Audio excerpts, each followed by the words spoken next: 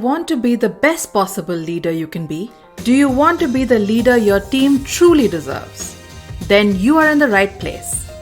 In this podcast, we share deeply personal stories of how successful leaders are powered by their purpose and anchored in their authenticity, how they connect who they are to how they lead and translate their purpose into everyday actions in good times and bad, at crossroads and crises, how they challenge status quo and existing paradigms and do different things differently. Mindful leadership is the greatest unlock for the future of work. Join us in reimagining the leadership of the future with me, your host, Shahana Banerjee, CEO of Just Human, on a mission to humanize the future of work.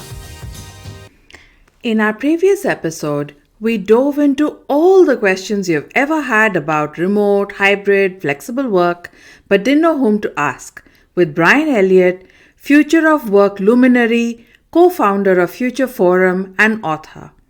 In this episode, we continue our conversation with Brian as he shares his leadership journey and why it is so important to him to fight the all-pervasive fiction and clickbait on future of work with data, evidence, and a hearty dose of humor. Brian, tell us your story and the people, the influences and experiences that have shaped you into the leader you are today. Yeah, so I grew up in central Illinois, middle of nowhere, raised by a single mom. She had me and my younger brother, took on a lot of responsibility early on, kind of grew up with that sort of type A personality, driven, dedicated, hardworking type of stuff. But also learned a lot of, values of supporting other people along the way. Put myself through college and then got out and joined a consulting firm, a Boston Consulting Group, where I learned a ton. But also it's a bit of a monoculture. I ran recruiting for the office in Chicago for a couple of years, and you hire people on a very specific type, right? That all kind of look and act and think very similarly. And so more formative was going into startups and getting my butt kicked. So jumping out of BCG into startups and getting kind of kicked by my team was much more formative. Tell us more about what that was like. Yeah, so I joined a startup in late 1990s. I came in as sort of the arrogant former consultant who knew it all and knew how to do everything. And about 6 months into it, where my head of people, a wonderful woman and friend named Mariah De Leon, pulled me aside one day and said, "Brian, you're kind of an asshole." Wow. Yeah, and it was a kindness that she was giving me in a fairly harsh way, right? And I, I'm not sure that I received it super well initially, but I knew what she was talking about, right? Because I'd had a hard enough time getting on the same page with other people and understanding where they were coming from and why they weren't doing things the way I would do things. And so it got me to step back and think about like how different people operate, how their needs are different. How do I get in and understand that? And how do I build, real understanding and real belonging so that we could actually accomplish greater things together? And that learning served me a lot better than just what I'd learned as a consultant. I'm going to ask you a harder question, Brian. Obviously, what Maria said set off some introspection for you.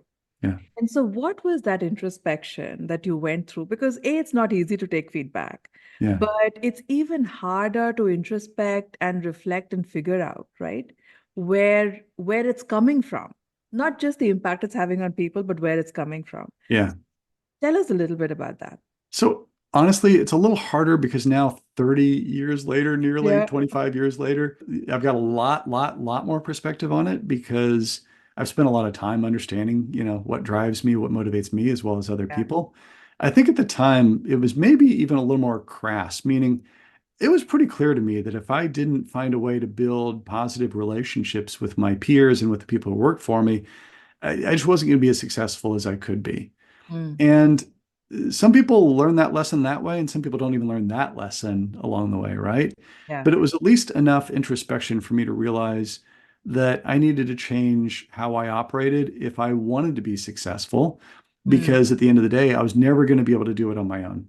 It really was going to be the product of a team of people who had different needs coming together that Yeah. was going to make us successful as an organization.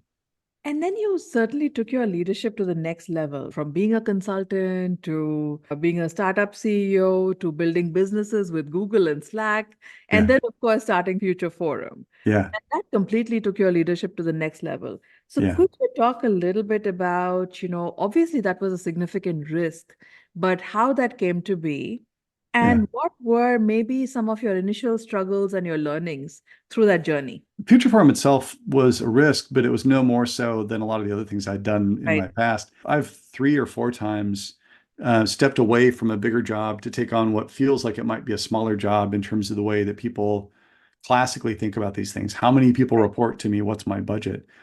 But it was a great learning opportunity and a growth opportunity and something that I thought was important. So I went from being, startup CEO with a couple hundred people reporting to me to Google, where I had 2 people reporting to me at the start of the job, one of whom quit on day one. So that was fun. Wow. Yeah. When I left Google, though, I was leading a team of, a few thousand product managers, operations people.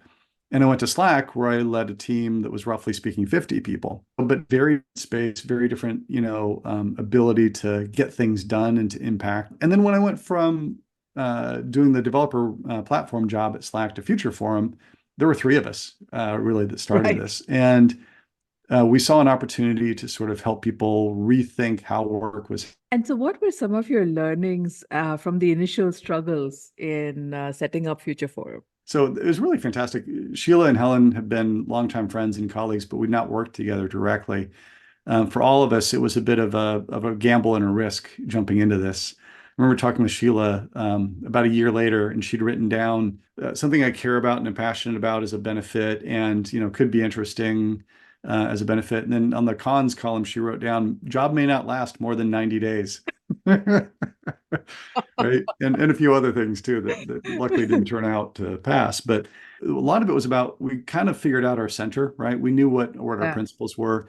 We also got alignment with Slack's leadership and specifically with Stuart Butterfield, our CEO, very early on, to make sure that what we were talking about from a principles perspective and how we were approaching this, that we were aligned as an organization, and then focused very much on trying to tell stories that weren't biased, right? Like the research itself was very intentionally not Slack centric. Yeah. The work itself might cite Slack as an example, but it would always cite another company or another product as well, Yeah. because what we were after wasn't go sell Slack. It was, let's try to influence, the future of work to be something that we would like it to be, but also that we think is rooted in fact. And so I think that worked out really well, but it wasn't without its bumpiness at the start, and definitely uncertainty about whether or not, we were going to survive to tell the story. Yeah. So, tell us a little bit about how it came to be. I'd always had an interest myself in research. I actually at one point toyed with being a professor. Mm. I worked for a couple of professors at Harvard Business School when I was going through the program, but being a professor and my ADD aren't a great match. Had a great partnership with Christina Janzer and her team, who ran research at Slack, and thought they had a lot of insights that weren't seeing the light of day also. Mm. And at the beginning of the pandemic, I went to Stuart because he in the past had said we should have our own future of work think Like a tank. think tank. Just made him a pitch and said, "Hey, look, I think you're right. Now is the time to do it, because people are much more open to rethinking a lot of conventional wisdom. Yeah. So let's take a stab at doing it, and doing it for real this time, and give me a couple people of headcount, give me a little bit of money to field some research, and let's see if we make something of it." And he was very supportive. So that was the sort of starting point. And I think for all of us, myself and Helen and Sheila, it was also a lot of, personal passion. Mm. And did you even imagine the impact or what it would finally become? No. No. I'm pretty sure that like our initial goals were like, get one story, get 20 executives to engage. It wasn't at that quite that low, but it wasn't nearly as high as it turned out to be. Helen and Sheila, when they joined me at the beginning of the adventure of building Future Forum, all of us knew that we were taking a chance and that we might be looking for a different job within 6 months. A couple of us, Helen, myself, and Sheila, actually, I think all had 2 things we were doing at once for a while, right? Basically 2 jobs. And then it became clear that, this pandemic was going to last, unfortunately, longer than anybody expected. But also that sort of mindset shift that people were going to was going to be a lot bigger than people expected. And I think that massive experiment that everyone went through had much more impact than we did, because it was people experiencing a different way of working and rethinking the balance they wanted to find. I do think along the way, the work we did, the conversations we had, even more so, did impact some executives themselves to at least pause Right. and think more critically about, are they coming at this because it's their personal experience and their personal desires, for example, to get back in the office or to have people around them? Or, what's the research telling us? What are their own people telling them? And so, if anything, I think we've influenced people maybe to pay a little more attention to their own organization's needs Yeah. and not just their own personal desires. Yeah. And even if your, research helps someone pause and think, right, Yeah, and reflect, I think that is a win, right? That's definitely a absolutely. win in my books. Uh, Absolutely. If I can get you past those headlines, if I can right, get you to get past the headline and to really think about this a little right, more critically, right. I'll take the win. This podcast is brought to you by Just Human.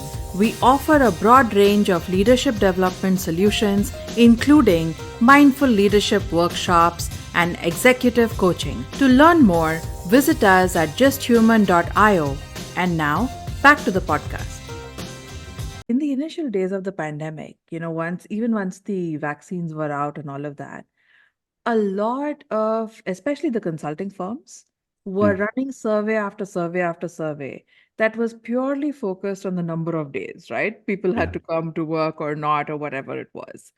yeah, And in the sea or the ocean of people doing that kind of research, I think Future Forum was truly a lighthouse for so many of us who were already thinking differently and were not tied to some of these archaic surveys that were coming out from these organizations. yeah, And so it really made a difference, I think, to so many who were trying to have more progressive and constructive conversations yeah. about work. Hopefully it made a difference. It did. It certainly did. You are the voice of reason, the voice of reason in a really clickbait data world. Why is it so important to you to help us separate fact from fiction? Yeah. There's a little bit of like, I want to leave the world of work a better place someplace. It's pretty clear this is one of the places where I can have an impact. I think it's important to look at the data, but also to understand the stories that go behind it in terms of how people operate and what they do. Mm. And so I think there's a real opportunity to make work better.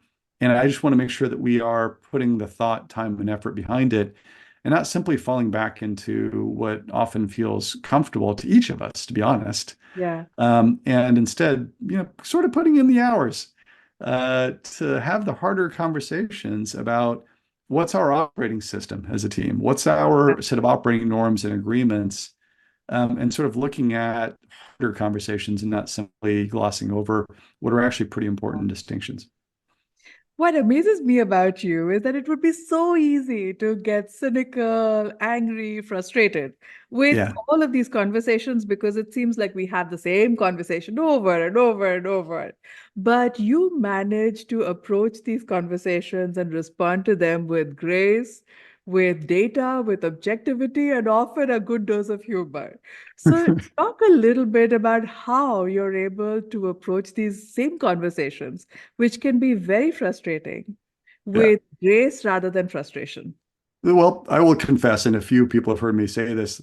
There's times when it's like, I'm so tired of talking about this. We're still debating like the most simplistic thing because we're putting it Right. in really simplistic terms. The reason why I do it and approach it probably with grace is you can convert more energy into productive lanes if you sit there and understand that for all of us, they're deeply immersed in this. There's a whole world out there of people that really don't have time for this, right? They stumble into it. They do have a lot of pressure on them. I do think giving a little bit of grace to executives also is important because they're under tremendous pressure. Nobody likes to say, this is sort of a 1% problem. Nobody likes to say, give them a break.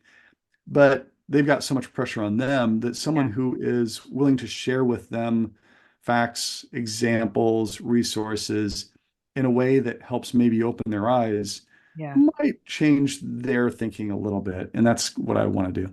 That is so powerful, Brian. So powerful. Do you feel like you have changed some minds? Could you share Um, a story, perhaps? I'm, I hope so. I think so over the course of this. A lot of what you just shared, right? Whether it is from what drove your career in terms of the learning, the risk taking that, drove it, to the kind of work that you have done and engaged in over the last, so many years, it alludes or it gives us a hint to your purpose. So I'd love to ask Yeah, you, what do you think is your purpose? And, tell us a little bit about what you have learned about yourself in living into your purpose. man. I think from a purpose perspective, a lot of it is I just want to leave the world better than I found it, right? Mm, Part of that was how I grew up and the values that I was raised with, yeah, and sort of my own desire to sort of make and shape a future of work that's better for my kids as well. And that's not just from a work perspective, that's from other perspectives as well. But I also believe in think globally, act locally. From a future perspective, I think thing I know I can influence more is work and how people think about it. There is some benefit to me being a straight white guy that's a little bit older, that looks like a lot of executives in these conversations that they will listen to, unfortunately, in some ways more than they will other people.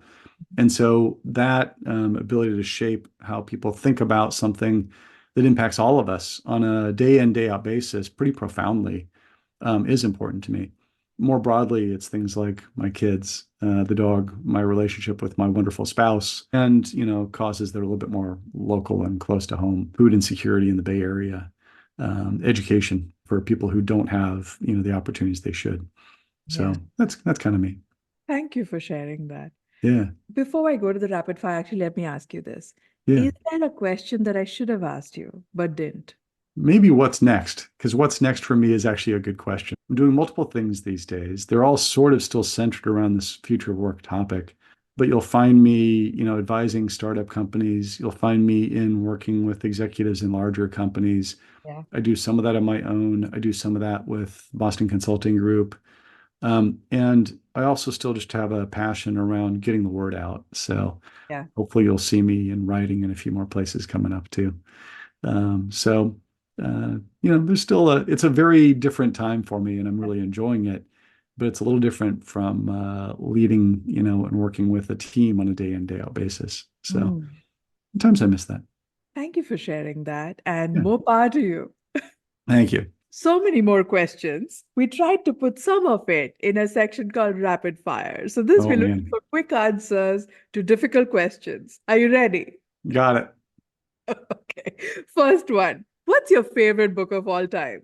Not sure I fully have one, but the other day my wife and I were talking about this, and Bel Canto by Ann Patchett came to mind. Mhm. Really fantastic book, beautifully written, wonderful story, kind of heartbreaking in a couple ways, but just really amazing. From a work perspective, if you're looking for something to read, Julia Hobshawn has a book coming up that I got to preview, and it's fantastic. It's really good. Hmm. Second question. 50 years from now, right? You're reading about this whole return to office battles in a history book. Yeah. What's the title of the book and who won?